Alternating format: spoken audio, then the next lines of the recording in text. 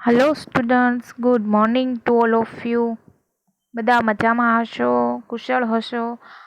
आज फिर से हम हिंदी में स्टैंडर्ड 9 में पाँच पाँच का स्वराज्य की नींव का दूसरा लेक्चर लेने वाले हैं।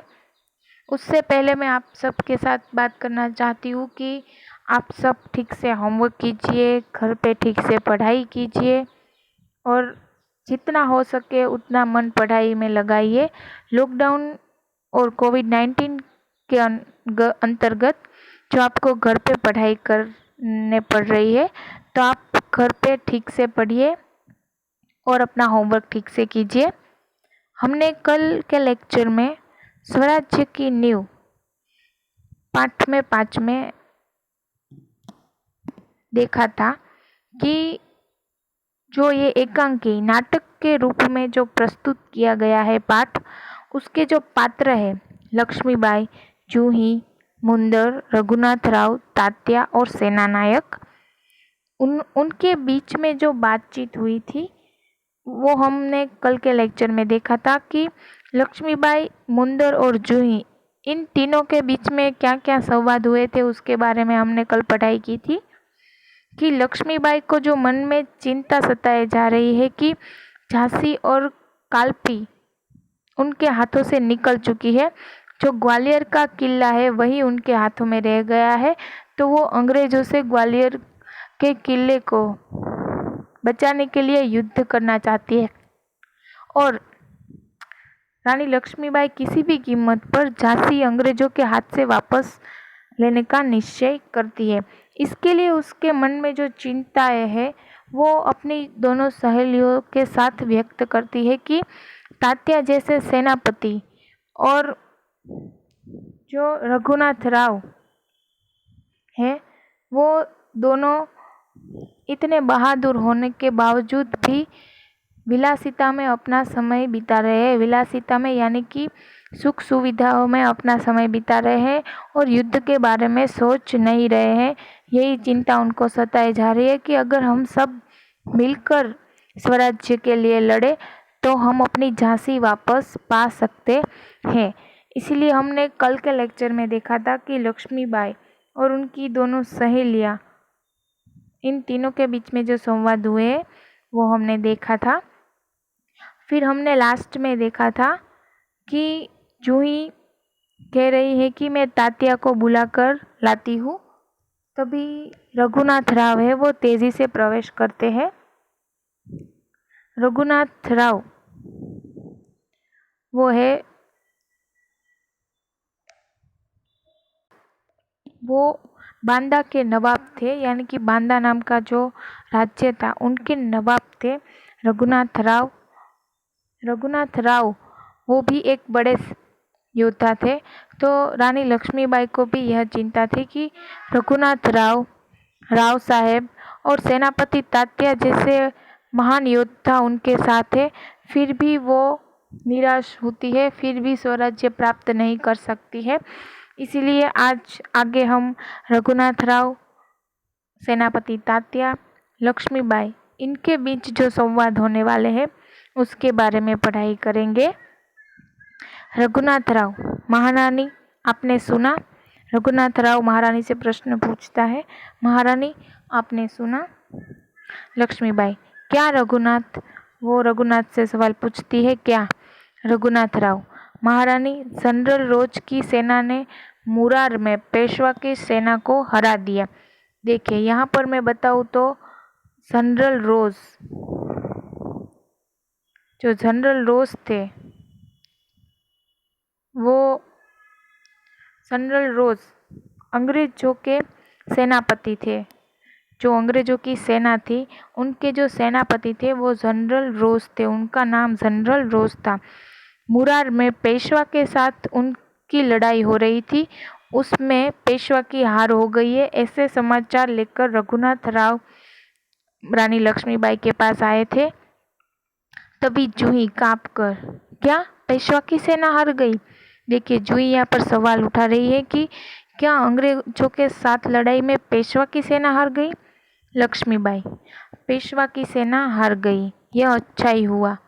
देखिए लक्ष्मीबाई फिर से यहाँ पर कटाक्ष करते हुए कह रही है कि पेशवा की सेना हार गई, अच्छा ही हुआ, अब पेशवा की आंखें खुलेगी। रघुनाथ, अपनी सेना को तैयार होने की आज्ञा दो, रोज ग्वालियर का किला नहीं ले सकेगा। फिर से लक्ष्मीबाई कहती है कि अब पेशवा है, उनकी आंखें खुलेगी और वो स्वराज्य प्राप्त करने के लिए लड़ेंगे। और वो रघुनाथ को आदेश देती है कि अपनी सेना को आज्ञा दो कि हम युद्ध के लिए तैयार हो जाए। और वो फिर कहती है कि रोज, जो जनरल रोज है, अंग्रेजों का सेनापति, वो ग्वालियर का किला नहीं ले सकेगा। वो कहती है कि हमारे साथ युद्ध में जो जनरल रोज है वो ग्वालियर का किला प्राप्त नहीं कर सकेगा। रघुनाथ, मैं जानता हूँ वह कभी नहीं ले सकेगा।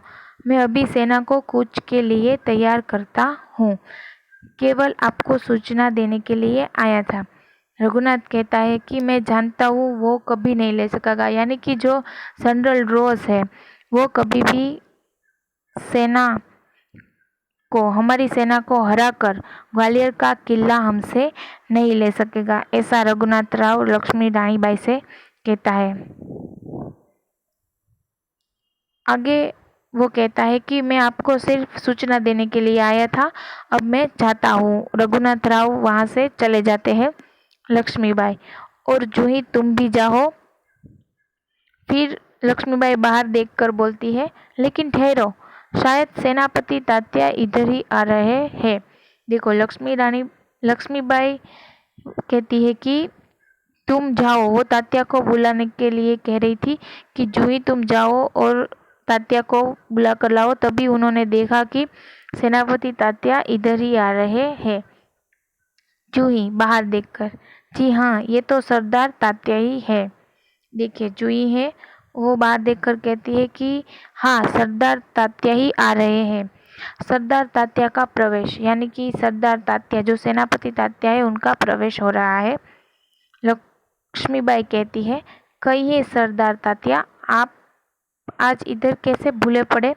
यानी कि वो फिर से कटाक्ष में कहती है कि आप आज यहाँ कैसे भूले पड़ गए? आप तो अपने राज्य में रघुनाथ राव और राव साहब के साथ विलासिता में भोग और सुख सुविधाओं में पड़े रहते हैं, तो आप आज इधर कैसे भूले पड़े? ऐसा वो कटाक्ष करती है। तात्या, भाई साहब, मैं किसी के लिए सरदार हो सकता हूँ पर आपके लिए तो सेवक ही हूँ। देखिए लक्ष्मीबाई ने कटाक्ष में कहा ना सरदार तात्या आइए, इसीलिए उन्होंने कहा कि मैं सरदार तो किसी के लिए हो सकता हूँ, लेकिन आपके लिए तो मैं आपका सेवक ही हूँ, आपके लिए तो मैं कुछ भी कर सकता हूँ। लक्ष्मीबाई व्यंग से, देखिए लक्ष्मीबाई व्यंग से यानी कि कटाक्ष में कहती है, इतने बड़े सेनापति को इस प्रकार एक नारी के सामने झुकते लज्जा नहीं आती? देखिए वो अपने कटाक्ष में और तात्या को समझाने के लिए कहती है कि इतने बड़े सेनापति को एक नारी के सामने झुकने के लिए लज्जा नहीं आती। खैर छोड़ो इस बात को, यह तुम्हारी विनम्रता है। फिर वही कहती है कि यही तुम्हारी विनम्रता है, यही तुम्हारे संस्कार है कि तुम्हें लज्जा नहीं आती।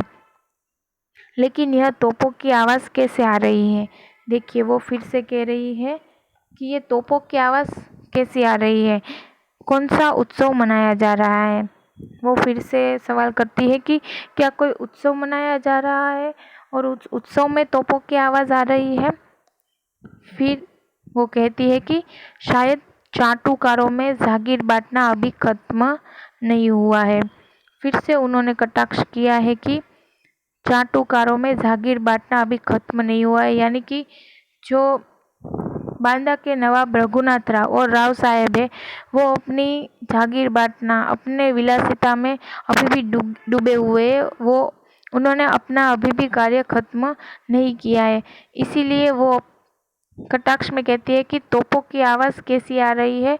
उत्सव मनाया जा रहा है, यानी कि वो कहती है कि स्वराज्य को प्राप्त करने के लिए कोई भी मेहनत नहीं कर रहा है, कोई भी उनका साथ नहीं दे रहा है, सब अपने अपने कामों में व्यस्त है, उत्सव मना रहे हैं और जागीर बांट रहे हैं, ऐसा लक्ष्मीबाई का कहना है।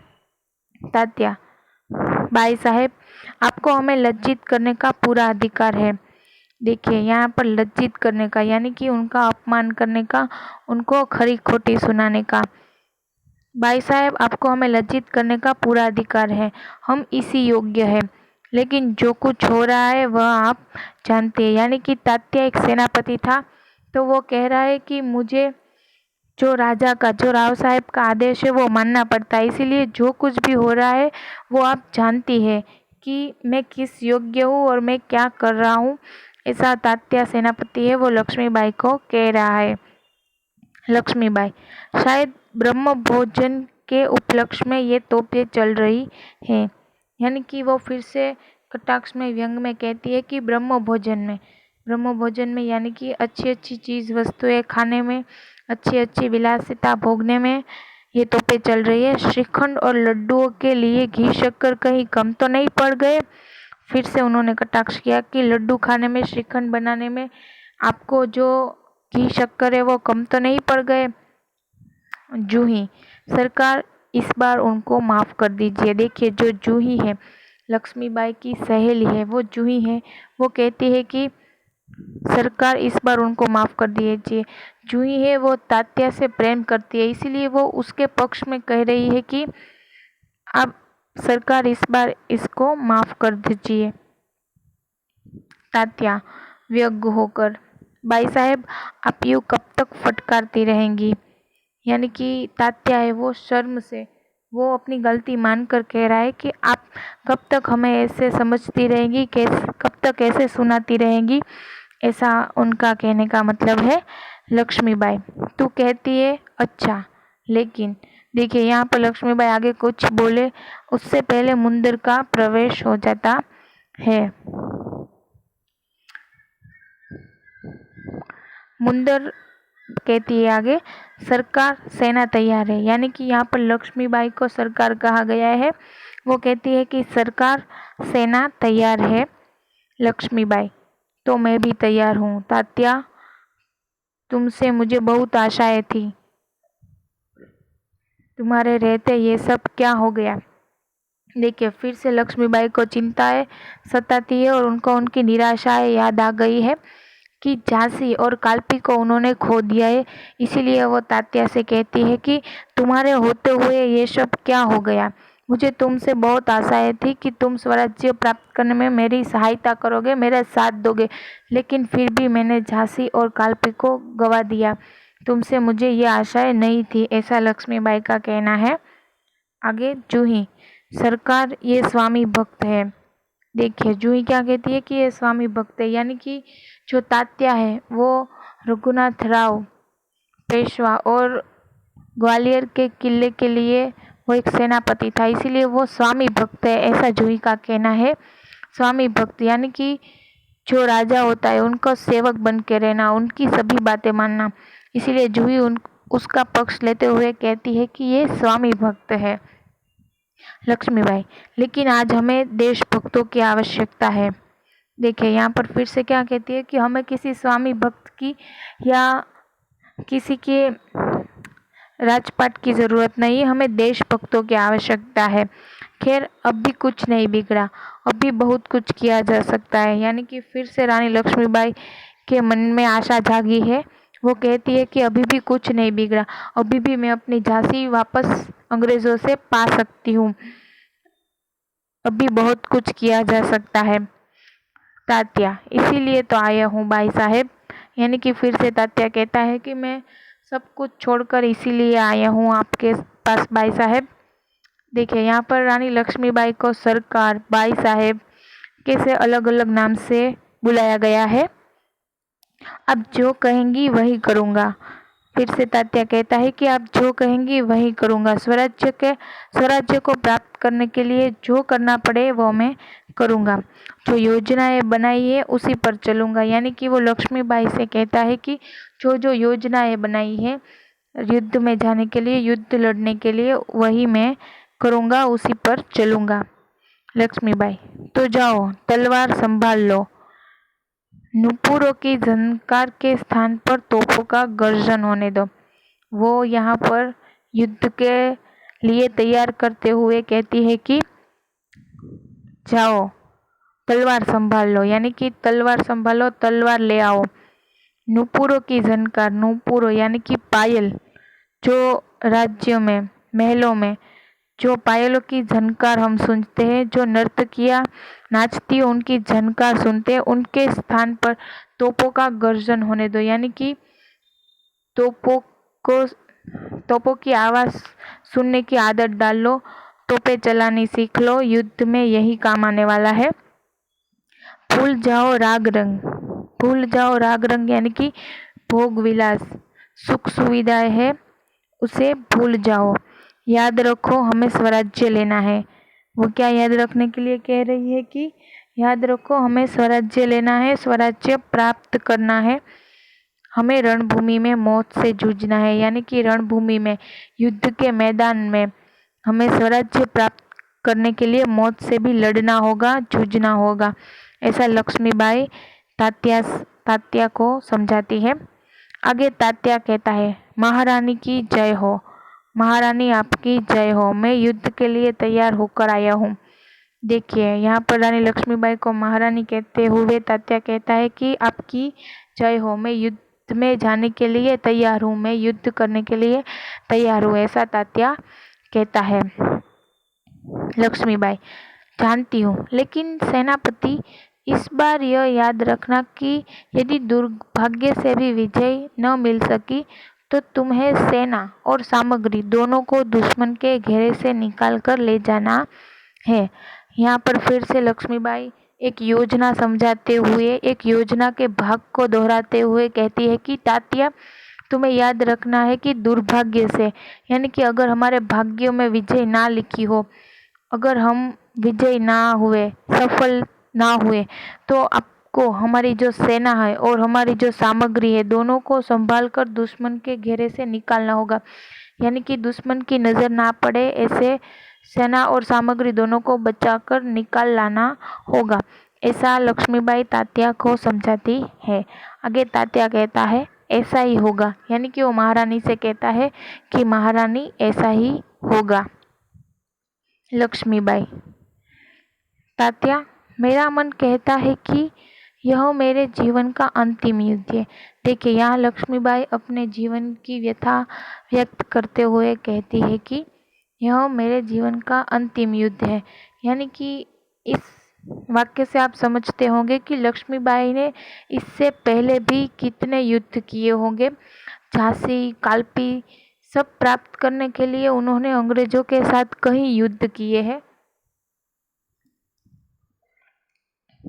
तो वो कहती है कि शायद उन्हें लगता है कि ये उनके जीवन का अंतिम युद्ध है। जीत हो या हार, मुझे किसी बात की चिंता नहीं। चिंता केवल इस बात की है कि हमारी वीरता कलंकित न हो पाए। देखिए वो फिर से इस बात की चिंता कर रही है कि आज तक युद्ध में उनकी हार हुई है, उन्होंने झांसी और कालपी जैसे बड़े किले गंवाए हैं। अब वो ग्वालियर का किला अंग्रेजों के हाथ में नहीं देना चाहती थी, इसीलिए वो कहती है कि मुझे चिंता है कि हर बार विजय ना मिलने पर कहीं उनकी जो वीरता है वो कलंकित ना हो जाए, सब लोग ये ना कहे कि उन्होंने अपने स्वराज्य प्राप्त करने के लिए अच्छा कार्य नहीं किया है, उन्होंने वीरता नहीं दिखाई, इसीलिए उसको इस बात की चिंता हो रही है कि उनकी वीरता है वो कलंकित ना होने पाए। तात्या, भाई साहब, वीरता आपको पाकर धन्य है।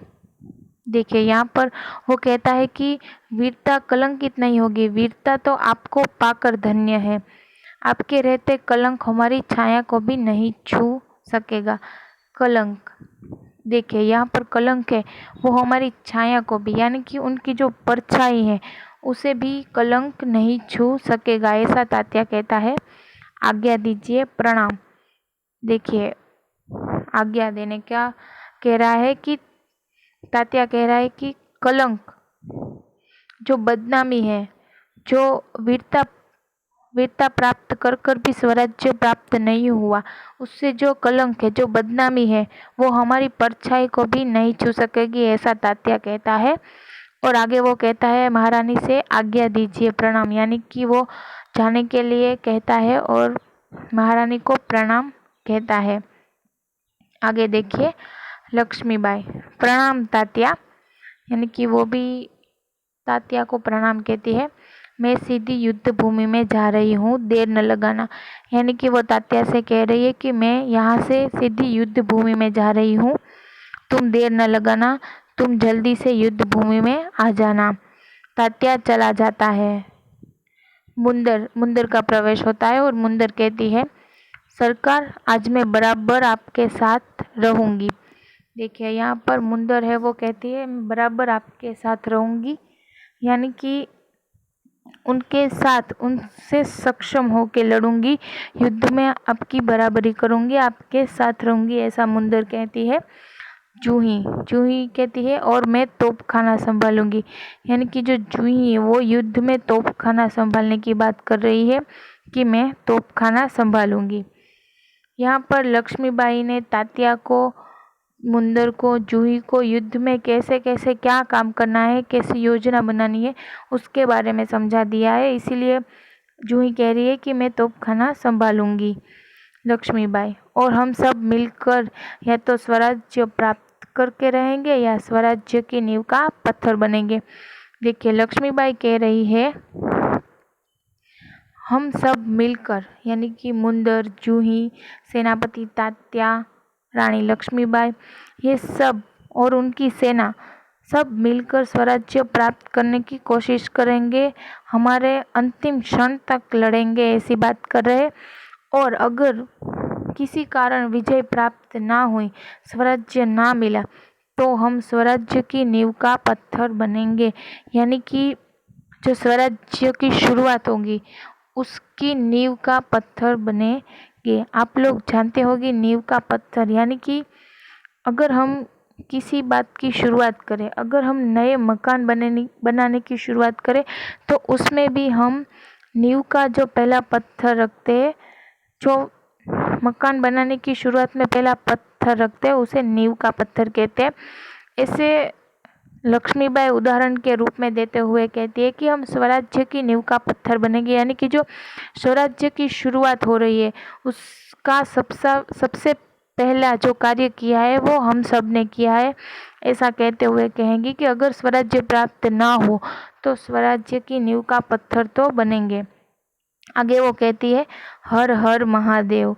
देखिए हर हर महादेव, रानी लक्ष्मीबाई का ये जो उद्घोष है, जो नारा है, वो हर हर महादेव का था। वो हर युद्ध में जाने से पहले महादेव को याद करती थी और उनका नारा लगा देती हर हर महादेव।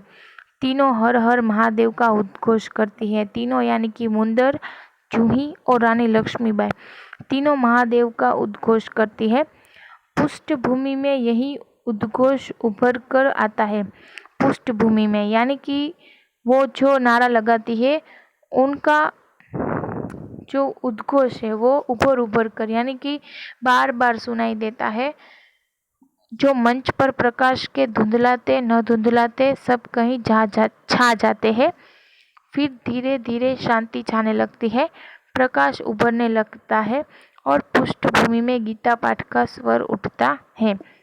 देखिए यहाँ पर लास्ट में कवि ने रेखा बांधी है कि नाटक के अंत में कैसा वातावरण बना है, उसके बारे में उन्होंने बात की है कि धीरे धीरे शांति छाने लगती है और लक्ष्मीबाई, मुंदर, जूही सब लोग युद्ध करने के लिए जा चुके हैं और मंच पर धुंधला धुंधला प्रकाश छाया हुआ है और शांति छाने लगती है, ऐसा लेखक ने अंत में वर्णन किया है।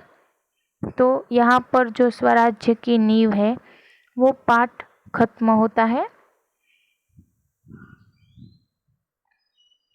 आगे इसके पाठ के अंत में शब्दार्थ और टिप्पणी दी गई है। उसमें कई ऐसे शब्द हैं जो आप पढ़ के याद रख सकते हैं। यहाँ पर देखिए राग रंग, उसका मतलब गाना बजाना है और उसका एक मतलब ऐसा भी हो सकता है भोग विलास सुख सुविधाएं। जो राग रंग होते हैं, जो हमारे राज्यों में सुख सुविधाएं होती है, उसे भी राग रंग कहा जाता है। तो आपको ये मुहावरे हैं वो भी याद रखने हैं। परीक्षा में ये मुहावरे भी आपको उपयोगी हो सकते हैं। आगे आपको होमवर्क में जो ये पाठ का स्वाध्याय है 1, 2, 3 और ये 4 और 5, 6, 7, ये सातों के सात प्रश्न आपको होमवर्क में करके लाना है। तो आज का आपको होमवर्क समझ में आ गया होगा और जो पाठ है वो भी अच्छी तरीके से समझ में आ गया होगा। ठीक है, थैंक यू सो मच।